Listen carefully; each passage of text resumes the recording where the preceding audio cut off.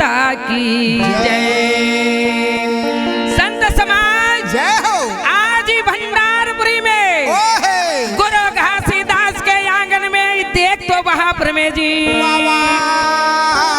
संत महंत मन याद इसमें आनंद मंगल गावते भाई रागी भैया। जब आज ये बालक जन्म ली थे ना 5वां दिन में आज आनंद हो और संत महंत ला नेता दे के बुलाए तो आज करी अंगना में कैसन कैसन आए है कैसे अगर 9 लाख वड़नी ना 9 लाख उड़िया 9 लाख आ देता नरियल सुपारी ला रखे है लगे धरे है बंगला के पान मानो जीवन चले आवत मालिक काला बतावा बात गोर आंगन में फूल फूले है आनंद हो बेतार बेटा ला गोरा में पाए है रागी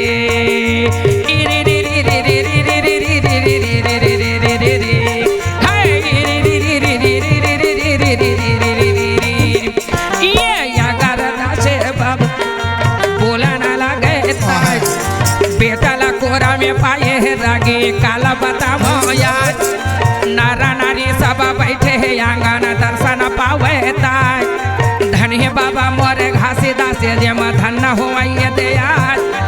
अगर दासे बाबा के भाजे चरण में गिरे ताय हम मोटके माता जेल आनंद होवे बेटा ला पाके याद ऐसा न सभा लगे है माले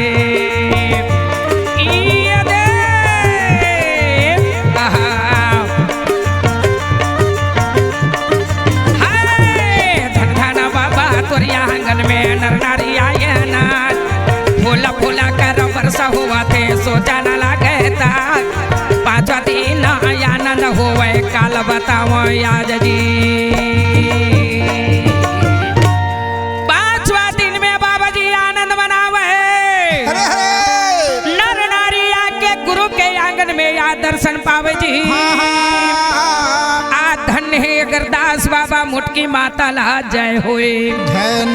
रागी मुटकी माता के गर्भ ला बेटा जन्म ले है जय हो। आज 5वें दिन में आनंद है 7वां दिन में ये बालक के नामकरण रखे है भाई बाबा जी जान नरीच की है बेटा तोर संतान यादी जुगन जुगन से जाही अब तोरे संतान ये मानो जी के साथ में बैठी बेटा अच्छा ये मानो जी के साथ में बोली गोठिया ही देंगी संत समाज 7वां दिन में बाबा गुरु घासीदास आज बालक के नाम रखी एकर नाम संसार में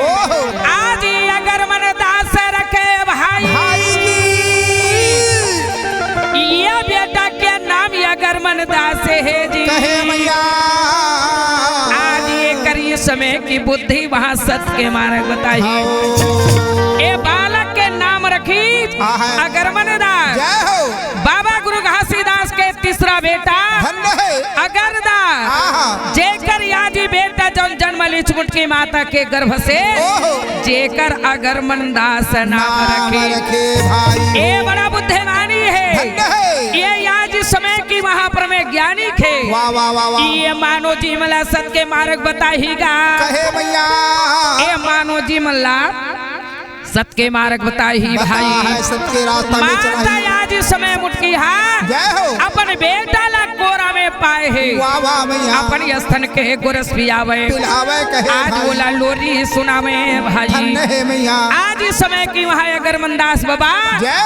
जन्म ले है भंडारपुरी में ए मैया पालना पालना पालना हो पालना में झूले लालना पालना जी पालना में झूले लालना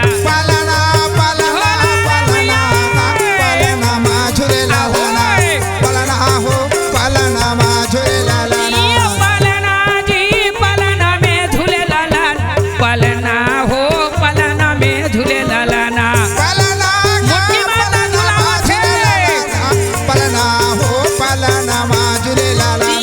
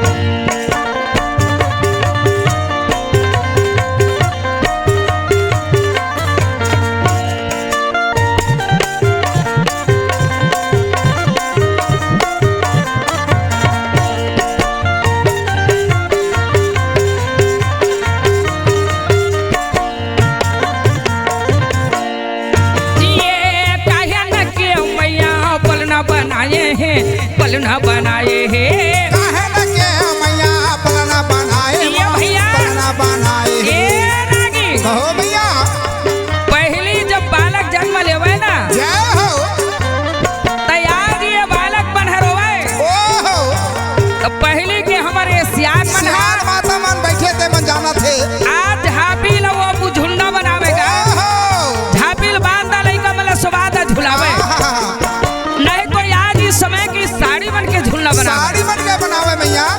अब के आज इस समय झुलना कैसे बनाए मुट्ठी माता है ओहो बताइए ये काहे न के मैया पलोना बनाए हैं पलोना बनाए हैं काहे न के मैया पलना बनाए जी पलना बनाए ये काहे न के माता रस्सी वो लगाए हैं रस्सी लगाए हैं काहे न के मैया रस्सी वो लगाए मैया रस्सी लगाए दाई रस्सी लगाए हैं रस्सी लगाए मैया रस्सी लगाए ये में रस्सी लगाए मैया रस्सी लगाए हैं रस्सी लगाए मैया रस्सी लगाए ये पलना पलना पलना हो पलना में झूले ललना पलना हो पलना में झूले ललना पलना पलना पलना पलना मचले हो पलना हो पलना ये दे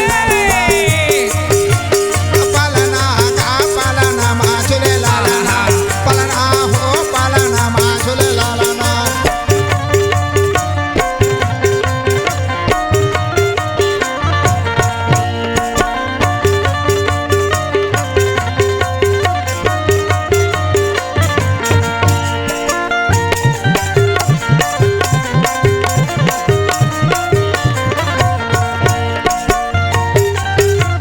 ए मैया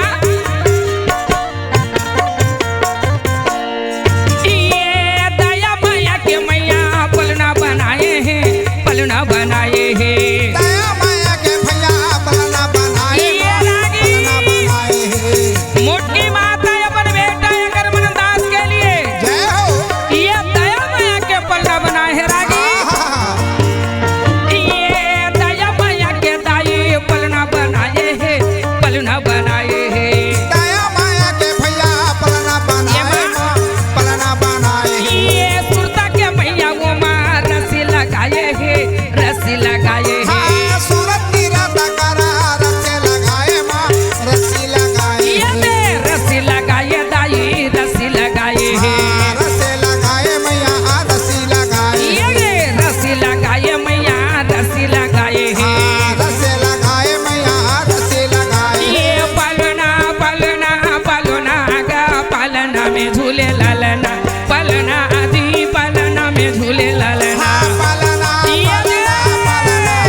पलना मजूरे अहो पलना हो पलना मजूरे ये पलना हो पलना में झूले ललना पलना हो पलना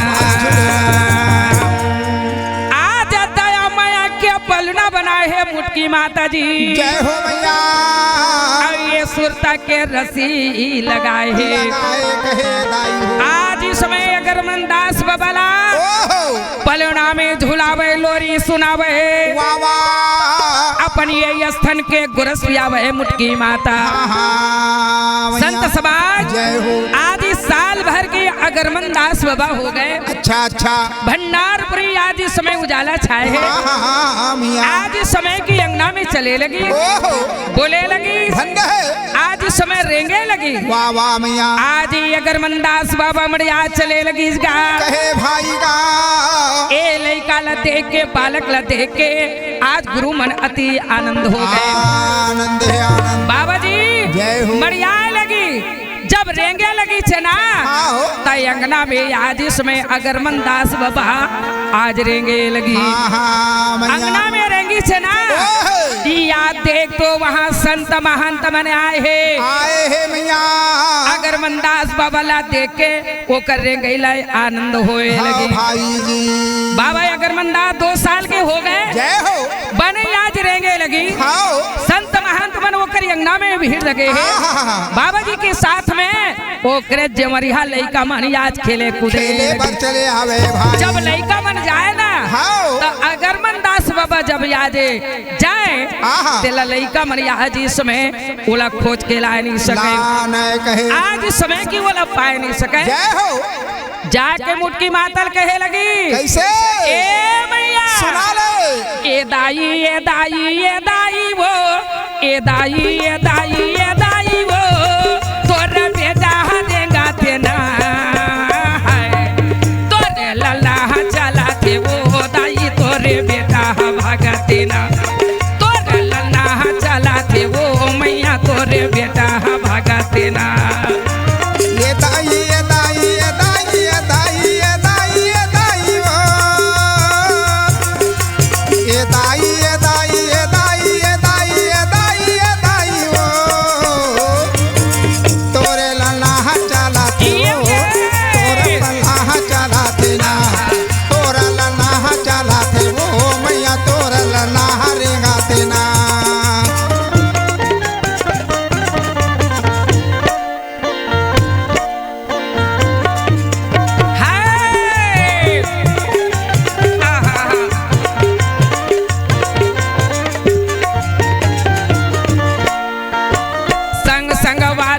संग में मैया तोर बेटा हर खेले दाई तोर बेटा हरे खेले संग संगवारी के संगे में मैया संग संगवारी के साथ में अगरमनदास बाबा खेले तोर बेटा हर खेले संत महंता देख के मैया अति आनंद दे होवे मैया अति आनंद दे होवे सब संगवारे संगे में मैया तोर बेटा हर बोले मोटकी माता बैठे है भाई गोरोया गरदास देखे भाई गोरोया गरदास देखेगा। मोटकी माता मोर बैठे है दाई पिता सुंदर देखे पिता सुंदर देखे ये दाई ये दाई ये दाई वो ये दाई ये दाई ये दाई वो तोरे बेटा देगा थे ना तोरे लन्ना देगा थे वो मैया तोरे बेटा जावा थे ना तोरा लल्ला देला थे वो दाई तोरे बेटा देला थे ना तोरा लल्ला देगा थे वो तोरा पल्ला झूला थे ना तोरे लन्ना देगा थे वो मैया तोरे बेटा चले। जय हो आज अगर मन दासी भाई हरे हरे ये डहरिया जी खेला कूदे बाढ़ते चले जाते हैं मैया आज गुरु अगरदास भाई वाह वाह भाई गा रागी कहो ये छत्तीसगढ़ के पावन माटी में धन्य है आज ये गिरौदपुरी धाम है जी बाबा गुरु घासीदास इस समय अगरदास बाबा बोले है का बोले है मैया हे बेटा कहो ए मानो जी मला सत्य मार्ग में बतावे सत्य रास्ता में चलावे ए कही के अगरदास बाबा ला जब भार दीजगा आज ये समय प्रथम ये गिरौदपुरी धाम में रागी वाह वाह गिरौदपुरी धाम में गुरु अगरदास संत मल्ला ज्ञान बताए अच्छा सत्य मार्ग चलाए अगरदास बाबा से प्रथम गिरौदपुरी में सत्य झंडा लहरी लहरे भाई गा आज अगरदास के नाम से अगरदास बाबा के हाथ से प्रथम गिरौदपुरी में धर्म ध्वजा लहराई। ऐसे आज अगरदास कहे भाई संत हो अब जुगा न चले छा गए हो सतनाम कर झंडा लहर लहर लहरा गए हो सतनाम तोरे झंडा जोगाना चले चल ही बेटा कर झंडा लहर लहर लहरा हो सतनाम तोरे झंडा सतनाम तोरे झंडा सतनाम तोरे झंडा सतनाम के झंडा सतनाम तोरे झंडा सतनाम चल ही बेटा सतनाम तोरे ये नाम कर झंडा सतनाम कर झंडा सतनाम के झंडा नाम कर झंडा सतनाम कर झंडा सतनाम कर झंडा लहर लहर लहरावेगा सतनाम कर झंडा जुगाना जुगाना चले छा गए हो सतनाम कर झंडा लहर लहर लहर भाई तोरे झंडा जोगाना जोगाना चले आवे हो सतनाम तोरे झंडा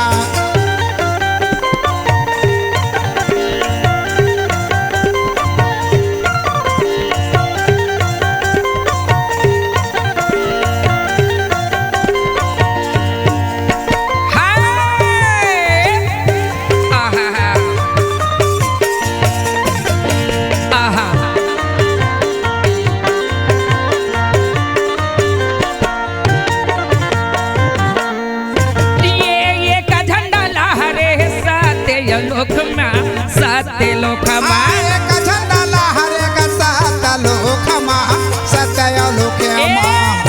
कहो मैया एक प्रथम झंडा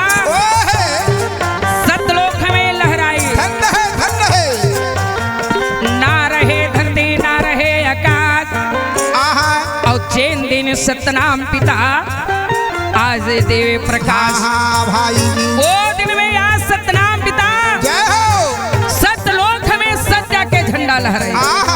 वो दिन में कुछ नहीं रहते दिन में नहीं इसमैया ये दूसरा झंडा लहरे है सोना मंगा दीपमा सोना मंगा दीपमा दूसरा झंडा लहरे का सोना मंगा दीपमा सोना मंगा दीपमा। दूसरा झंडा ला बाबा साहब से 52 लाख हंसल मुक्ति देने आए। जय हो गुरुदेव। निरंजन से आज हंसाला मुक्ति करे के लिए वो सोन मंगा दीप में आज झंडा को लहरात है। ये दूसरे झंडा लहरे है सोना मंगा दीपमा सोना मंगा दीपमा दूसरा झंडा लहरे का सोना मंगा दीपमा सोना मंगा दीपमा। रागी आज मानो जी के पहचान है पहचान आज तक ए हंसा जाही तो वही जोड़ा जन खाम के दर्शन करही सेठ गद्दी के दर्शन करके हंसा सतलोक जाही। जय हो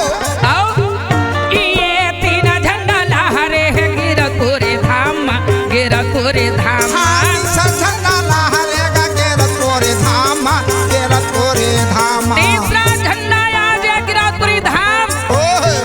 बाबा गुरु घासीदास जय हो गुरु अगरमंदास आज गिरौद में झंडा लहराए। कि तीन झंडा लहरे है गिरतपुरी धाम गिरतपुरी धाम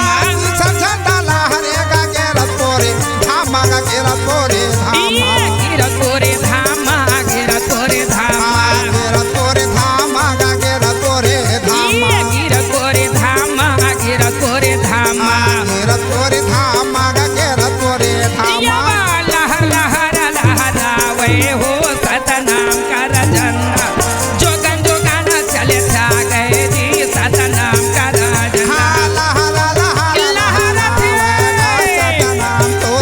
ये जोगाना जोगाना चले जा गए हो सतनाम कर झंडा लहर लहर लहरावे हो सतनाम कर झंडा जोगाना जोगाना चले जा गए जी सतनाम कर झंडा। सत्य के झंडा अमर है हरे हरे आज अगर मन दासी बाबा ये रागी बाबा मैया ये गिरौदपुरी में झंडा लहराएगा। लहराती से भाई हो संत समाज जय हो आज ही गुरु वहाँ अगर मनदास के भंडारपुरी में प्रतिपाला हुए आज ही मैया मन देख के आनंद हुए भैया ऐसे ऐसे अगर मनदास बाबा जय हो 1 साल के 2 साल के आज 3 साल के हो गए रागी कहे मैया 4-5 साल के अगर मंदास बाबा हैगा वाह वाह गुरुदेव। आज इस समय की वहाँ पर में बाढ़ते चले जाते जय हो माता पिता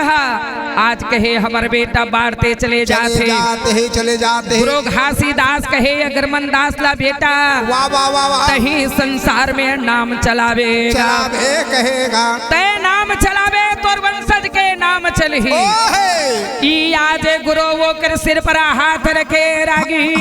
मैया अगर मंदास बाबा देख तो गा 7-8 साल के हो गए जय हो बाढ़ते चले जाते हरे हरे ऐसे आज वहाँ पर में 8-9 साल के हो गए है मैया गुरु अगर मंदास आज वहाँ 10 साल के हो गए वाह वाह गुरुदेव। 10 साल के होने के बाद आज इसमें शादी करे के उम्र चलते जाते भाई जी रागी कहो मन माना माता हरा सोचते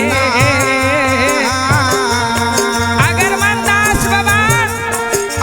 आज नहर बाढ़ चले जाते बाबा देख के आनंद है आज का मन में बेटा करगा भैया शादी का रमाले अगर मंदास बाबा 11 साल के हो गए माता पिता मन सोचेगा ये सोचन लागे भाई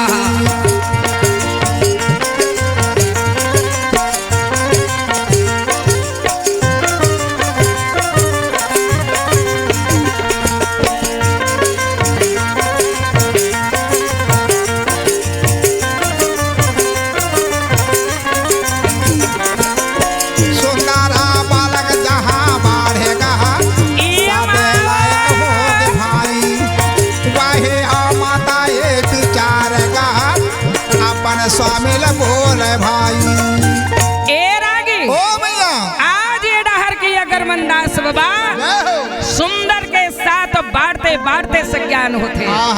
यहाँ के बात है आगे में का होते जानता। आज इस समय की वहाँ पर में गांव है कनका गांव, जहाँ के आज संत हवे रागी, कहो मैया आज राजमाता हवे गांव। वाह वाह वाह वाह, राजमाता आज सतनाम के भक्ति है। जय हो। जे माता या सदा सतनाम के पूजा करे, वाह वाह वाह वाह, जैन माता के गर्भ से बेटी जन्म ले है। जन्म ले है कहे मैया। रागी कहो आज इस समय के कनका गांव में वहाँ पर में संत है, माता आज भक्ति है, जेकर गर्भ से बेटी जन्म ले। जन्म ले है मैया। आज बेटी के जन्म लेने के बाद वाह वाह दाई, ये गाँव यति आनंद होए लगी। आनंद है मैया। सतनाम के प्रति हंसा जागे लगी। वाह वाह वाह वाह वाह। आज इस सब लड़का के साथ में सब बालक जन्म ले थे। अच्छा, मगर सब बालक के नाम से बाजा नहीं बाजे, नहीं बजाए कहे मैया। ना सब लड़का के आज होने के बाद आंगन में आनंद नहीं होए, आनंद नहीं होए। वो जगह में आज इसमें 5वां दिन में ये मैया जी के नामकरण रखे लगे। जय हो मैया जी।